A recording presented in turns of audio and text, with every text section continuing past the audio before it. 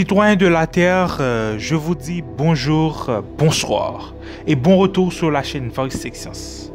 Aujourd'hui, on va vous parler de l'un des phénomènes astronomiques les plus fascinants de tous les temps. On va vous parler des ondes gravitationnelles. L'histoire de l'existence des ondes gravitationnelles remonte à l'année 1915 suite à la publication de la théorie de la relativité générale par Albert Einstein. Selon cette théorie, la gravitation n'est plus une force, mais plutôt une déformation de la structure spatio-temporelle. Eh bien, à cause de la variation de la métrique de l'espace-temps, les équations de la relativité générale prédisent dès le début du XXe siècle l'existence de ces ondes de gravitation. Ces ondes tiennent leur origine lorsque les effets gravitationnels de deux astres de masse énorme se croisent, par exemple la fusion de deux trous noirs ou la collision de deux étoiles à neutrons. De tels événements provoquent des perturbations monstrueuses dans la métrique de l'espace-temps. Ces perturbations entraînent la vibration du vide lui-même. Vibration qui se propage à travers la vacuité de l'espace sous forme d'ondes gravitationnelles.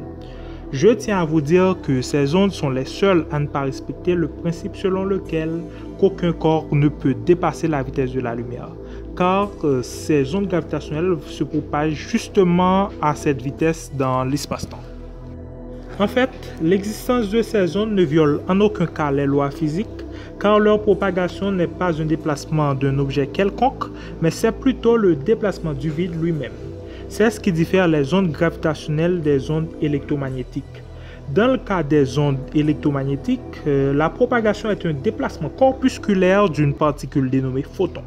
Pour les ondes de gravitation, la propagation n'est due à aucune particule, bien qu'un grand nombre de physiciens théoriciens pensent qu'il devrait exister une particule élémentaire qui véhiculerait la gravité. Cette particule est connue sous le nom de graviton. Presque toutes les théories de gravité quantique prédisent l'existence du graviton. Les chercheurs estiment que cette particule devrait avoir une masse nulle de spin 2.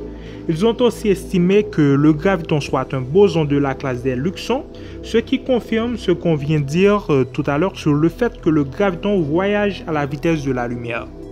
La raison pour laquelle que le graviton soit de spin 2 et pas autrement, c'est parce que s'il était de spin 1 ou d'un spin impair, la gravitation serait répulsive sans nul doute.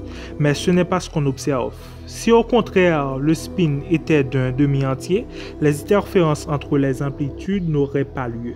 Si le spin était nul, il n'y aurait pas de couplage entre photon et gravitation. C'est pour toutes ces raisons qu'on pense qu'il soit de spin 2. Dans certains modèles de physique des particules qui prédisent l'existence du graviton, sa quantité est strictement proportionnelle à l'intensité du champ gravitationnel. Il est important de noter que son existence fait office de débat dans la communauté scientifique, car certains physiciens pensent qu'on n'a pas besoin d'une particule pour expliquer la gravité, car la relativité générale stipule que les masses ne s'attirent pas. Elles suivent uniquement les géodésiques d'un espace-temps courbé par le tenseur énergie-impulsion. À présent, on va vous parler de la branche de l'astronomie qui étudie les ondes gravitationnelles, branche que l'on appelle astronomie gravitationnelle. Il paraît que certains astres sont très difficiles à détecter par l'astronomie optique. Alors, les chercheurs essayent toute une panoplie de méthodes dans le cadre de l'observation astronomique depuis plusieurs années de cela. Ils ont créé divers instruments destinés à enregistrer et interpréter de multiples signaux provenant de l'espace lointain. On donne le nom de messager à ces différents signaux. Cette appellation vient du fait que ces signaux sont porteurs de messages sur l'univers lui-même. Ils nous permettent de détecter et d'avoir des informations bien précises sur certains astres, tels que les trous noirs, les étoiles à neutrons, les supernovas et autres. En général, il existe 4 signaux messagers: les rayonnements électromagnétiques, les particules telles que les neutrinos, les rayonnements cosmiques et les ondes gravitationnelles.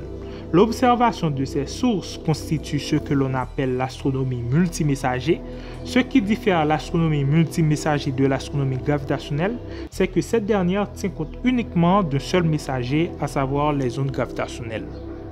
La première grande réalisation de l'astronomie gravitationnelle a eu lieu à la fin du XXe siècle, lorsque deux physiciens, Joseph Taylor et Russell Hulse, ont pu expliquer la bizarrerie astronomique du pulsar binaire PSR B1913+16. Ils ont supposé et montré que la diminution périodique de ce pulsar binaire était due à l'émission d'ondes gravitationnelles. Cette découverte était une avancée majeure dans l'histoire de l'astrophysique. Elle a démontré l'efficacité théorique et mathématique de la relativité générale. D'ailleurs, ces deux physiciens dont on vient de parler, à savoir Taylor et Russell, ont été largement récompensés par le comité Nobel en 1993 par le prix Nobel de physique. Ensuite viendra une annonce assez surprenante faite par les scientifiques de l'expérience BICEP en 2014. Ils ont annoncé qu'ils ont détecté des ondes gravitationnelles primordiales. Mais malheureusement, 2 ans plus tard, cette détection a été réfutée par l'observatoire spatial dénommé Planck. Ce n'est que le 14 septembre 2015 que l'existence des ondes gravitationnelles allait prendre un tournant majeur dans l'histoire des sciences. Ce jour-là, précisément à 9h50 45 secondes dans l'échelle de temps universel coordonnée, les scientifiques des laboratoires LIGO ont observé l'un des phénomènes les plus étranges et les plus mystérieux de l'univers. Ce qu'ils ont observé, c'est la fusion de 2 trous noirs. Cet événement s'est produit à 1,3 années-lumière de distance de la Terre. Il s'agissait d'un événement aussi incroyable que catastrophique.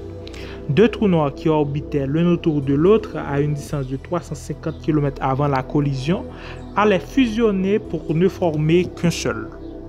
Avant la fusion, ils avaient chacun une masse comprise entre 29 à 36 fois la masse solaire. Et après, le trou noir unifié qui s'est créé a acquis une masse de 62 masses solaires. L'événement était tellement énorme à tel point que l'espace-temps tout entier a vibré de la manière la plus spectaculaire qui soit. 3,6 par 10 puissance 49 watts est la puissance de l'énergie rayonnée par l'onde gravitationnelle. Ce pic d'énergie est le résultat de la fusion de ces 2 trous noirs. Le plus incroyable, je vais vous le dire, la puissance libérée de l'onde gravitationnelle résultant de la fusion de ces 2 trous noirs était 50 fois supérieure à la puissance rayonnée par toutes les étoiles de l'univers. Cette puissance est justement colossale.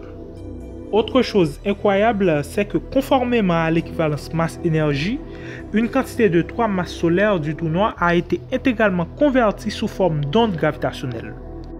Ce 14 septembre 2015, lorsque l'ensemble des capteurs de l'interféromètre LIGO ont détecté ces ondes gravitationnelles, les chercheurs n'ont pas cru à leurs yeux. C'était beaucoup trop beau pour être vrai. Ils ont d'abord cru qu'il s'agissait d'un signal test ou d'une erreur due au bruit sismique et au bruit thermique, et après ils se sont dit que les signaux qu'ils ont reçus étaient peut-être dus au bruit quantique dans le matériel électronique de l'interféromètre LIGO.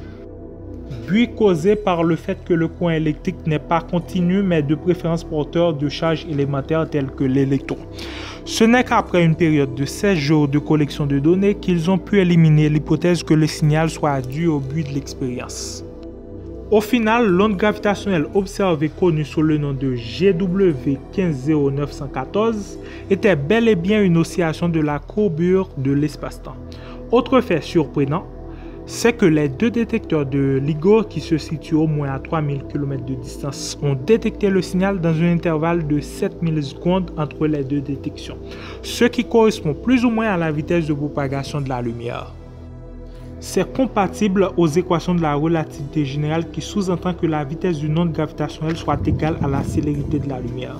Selon les scientifiques de la collaboration LIGO, si l'autre interféromètre Virgo qui se trouve en Italie était en fonction ce jour-là, il est fort probable qu'il serait en mesure de détecter les ondes gravitationnelles émises par le trou noir.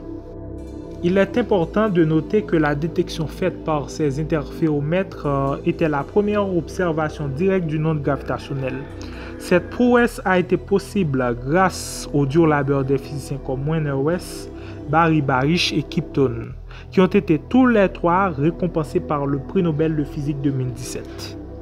Cette détection a été également rendue possible grâce à l'acharnement que faisaient preuve les 900 scientifiques de la collaboration LIGO. L'annonce de la découverte a été faite le 11 février 2016 lors d'une conférence de presse. Le même jour, les scientifiques de l'expérience LIGO ont publié un article décrivant la détection dans la Physical Review Letters. Depuis 2015, toute une panoplie d'observations directes d'ondes gravitationnelles continue à être enregistrée par les interféromètres LIGO et Virgo. À présent, on arrive à la fin de la vidéo. Je vous donne rendez-vous la semaine prochaine pour une autre rubrique. Sur ce, terrien, terrienne, je vous dis à bientôt.